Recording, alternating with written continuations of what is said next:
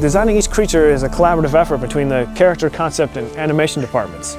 We start by trying to visualize the anatomy of the creature and ask ourselves if this is something that could actually exist. I mean, they're fantastical creatures, but we don't want them to defy the laws of physics.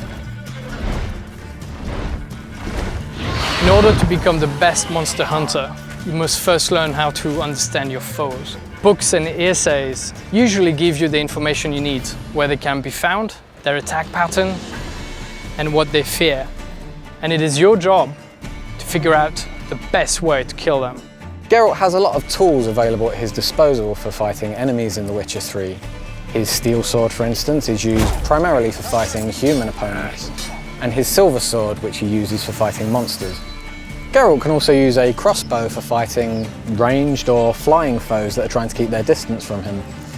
Crossbow is also very useful for fighting underwater against swimming monsters, such as the Siren. Harpies are vile feather creatures that fly around you and circle you. Now the only way to deal with them is first to bring them down. And that's where your art spell comes in handy. Sort of compressed air that will bring them down to the ground where you can finish them with your sword. Some monsters in The Witcher 3 can actually swim. These can attack the player while he's in the water and even go as far as attacking his boat. This can be really dangerous for the player if the monster has a natural affinity for water, such as the Drowner. Drowners are creatures that live in swamps and will snatch at anything that comes near their ponds. Now these particular creatures absolutely hate fire and they fear it, and that's where your Igni spell, a flame that bursts out of your hand, comes in handy. And that is the best way to kill them. With the werewolf, a bomb filled with silver powder will take away his regenerative abilities. This will make it much easier for the player to defeat him after. The player can use weapon oils to coat his weapons that will make them do enhanced damage against specific enemy types.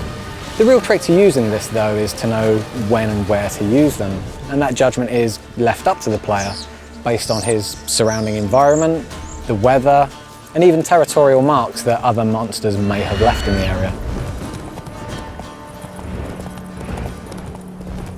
So we've created this complex behavior system in the game that actually allows these creatures to live in the world that they inhabit. They're never just going to spawn in front of you artificially, and they don't just interact with the player. They interact with each other and with NPCs.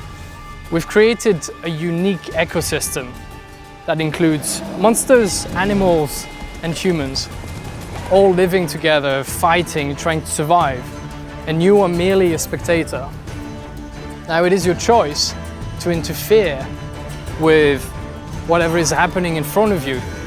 But don't forget, every action you take in The Witcher has its own consequences.